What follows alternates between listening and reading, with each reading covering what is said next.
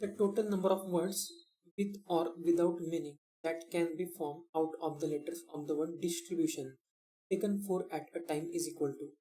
Distribution ये word है, इसमें लेटर्स है कुछ, तो यहाँ पे रिपीटेड भी है। तो सबसे पहले तो हमें रिपीटेड कितने हैं, कौन से हैं, वो आप सब कुछ देखना होगा। तो जैसे डिस्ट्रीब्यूशन में डी यहाँ पे वन टाइम है, फिर आई अगर देखेंगे तो ये 1 2, आई जो है वो 3 टाइम्स है। फिर इसके बाद एस जो है, एस यहाँ पे है 1 टाइम। टी यहाँ पे आएगा 2 टाइम्स। उसके बाद आर है, आर भी यहाँ पे 1 टाइम होगा। फिर आई हमने लिख दिया है पहले ही, तो अब बी अगर देखेंगे तो बी भी 1 टाइम है। बी के बाद यू है, यू भी 1 ही टाइम। उसके बाद टी जो है वो काउंट हुआ है, आई काउंट हुआ है। ओ और एन, ओ और एन है, ओ और एन भी 1 टाइम ही है।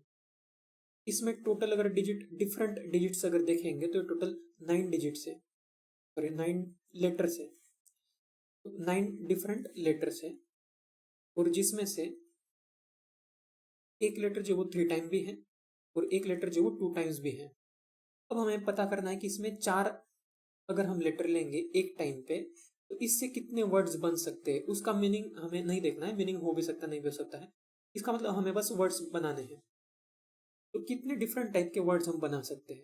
तो इसमें ऐसा है कि कोई केस नहीं छूटना चाहिए, तो हम टोटल जो क्वेश्चन है उसको छोटे छोटे क्वेश्चंस में डिवाइड कर लेते हैं और सारे छोटे क्वेश्चंस का आंसर कैलकुलेट करके फिर वो कंबाइन करते हैं बाद में। तो इसको हम कौन से कैटेगरीज में डिवाइड कर सकते हैं, जैसे एक कैटेगरी से बना सकते हैं, ये चारों में से कोई भी जो है वो सेम नहीं होगा, मतलब चारों जो है वो डिफरेंट होंगे। तो चारों अगर डिफरेंट है इसका मतलब है कि अगर हम साइड में अगर लिख लेंगे केस, तो चारों डिफरेंट का मतलब है कि जैसे ए बी सी डी इस टाइप का हम 4 अलग अलग लेटर मतलब चूज करेंगे इन 9 में से और उसको अरेंज कर देंगे यहाँ पे।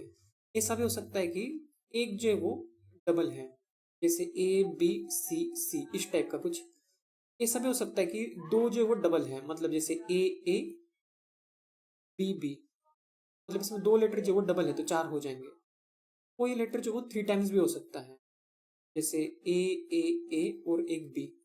अब वो 4 टाइम रिपीट नहीं हो सकता है क्योंकि 4 टाइम यहाँ पे फ्रीक्वेंसी है ही नहीं किसी का। तो मैक्सिमम तो आई ही है जो 3 टाइम्स हो सकता है, क्योंकि इसी वर्ड के लेटर्स से हमें बनाना है। तो हम इतने ही लेटर्स यूज कर सकते हैं, जैसे आई जो मैक्सिमम 3 टाइम्स यूज कर सकते हैं। तो ये 4 अलग अलग तरीके हैं कि एक या तो सारे लेटर्स डिफरेंट हो इसके, या फिर एक जो वो डबल हो, या फिर 2 जो वो डबल हो, या फिर एक ट्रिपल हो। इसके अलावा तो कोई केस नहीं होगा। अगर हम इन चारों का ही टोटल अगर फाइंड करेंगे, जैसे पहला हम कितने वर्ड्स बना सकते हैं इस टाइप के, फिर सेकंड, फिर थर्ड, और उन सबको ऐड कर देंगे तो वो इस क्वेश्चन का आंसर होना चाहिए।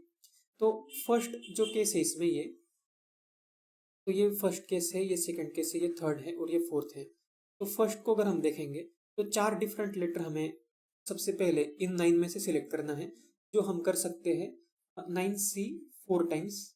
उसके बाद उनको अरेंज भी कर सकते हैं हम 4 फैक्टोरियल टाइम्स, क्योंकि अलग अलग वर्ड्स बनेंगे उसमें से भी, तो इंटू 4 फैक्टोरियल कर देंगे। तो इतने तरीके हो जाएंगे फर्स्ट के। अगर हम सेकंड के देखेंगे, सेकंड में हमें लेटर तो बस 3 ही सिलेक्ट करना है। उसमें भी जो सी होगा वो या तो आई होगा या तो टी ही हो सकता है, क्योंकि बाकी के लेटर तो 1 टाइम ही है। मतलब सी जो है वो इन दोनों में से ही कुछ होना चाहिए, आई या फिर टी में से, क्योंकि वही 2 बार रिपीट हो सकता है। ए भी जो है वो फिर बाकी किसी में से भी हो सकता है।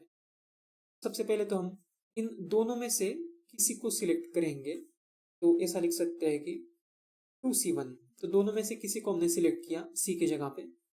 और फिर जो बचे होंगे, तो 9 में से फिर 8 लेटर्स अभी बचे होंगे, 8 में से हम फिर 2 लेटर सिलेक्ट कर सकते हैं ए और बी के लिए। तो ऐसे लिख सकते हैं 8C2।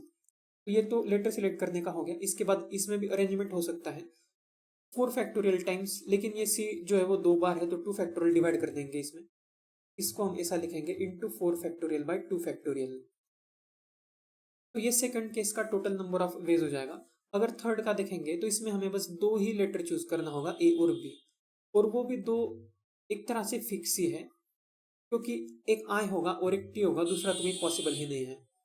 तो इसमें तो कुछ चूज करने का ऑप्शन ही नहीं बचा है, बस हमें इसको अरेंज करना होगा, जो होगा 4 factorial divided by 2 factorial into 2 factorial, क्योंकि यहाँ पे 2 लेटर जो वो 2 बार रिपीट हुए हैं।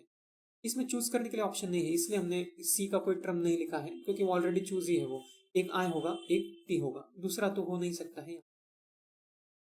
अब अगर फोर्थ केस देखेंगे तो इसमें ए भी चूज करने का कोई ऑप्शन नहीं, क्योंकि ए जो है वो कंपलसरी आई ही है, आई ही हो सकता है 3 टाइम्स।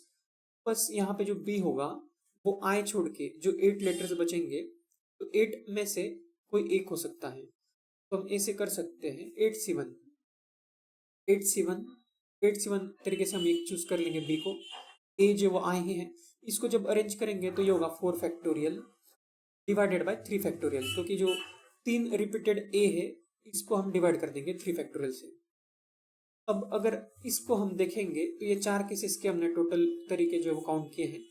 अब इन सबको सॉल्व करके जो है वो हम एडिशन कर सकते हैं। अब ये कैलकुलेट तो हम फैक्टोरियल का कैलकुलेशन करके कर सकते हैं। तो अगर ये करके देखेंगे तो इसका आंसर आएगा 3024। ये दूसरे का आंसर आएगा 672। ये तो नॉर्मल 4C2 है, इसका आंसर आएगा 6, और ये फोर्थ का आंसर आएगा 32। अब अगर इन सबको ऐड करके देखेंगे तो इसका आंसर आना चाहिए 3734। तो ये इस क्वेश्चन का आंसर होगा। तो ऐसे क्वेश्चन सॉल्व करने के लिए टोटल एग्जॉस्टिव केसेस कौन कौन से बन सकते हैं वो पहले आइडेंटिफाई करना है। जैसे हमने देखा कि ये 4 के अलावा कोई केस पॉसिबल नहीं है। अब इस तरह से डिसाइड होने के बाद फिर हर एक को हम कैलकुलेट करेंगे ठीक से, क्योंकि एक भी केस अगर छूट गया तो फिर फाइनल आंसर जो वो गलत होता है।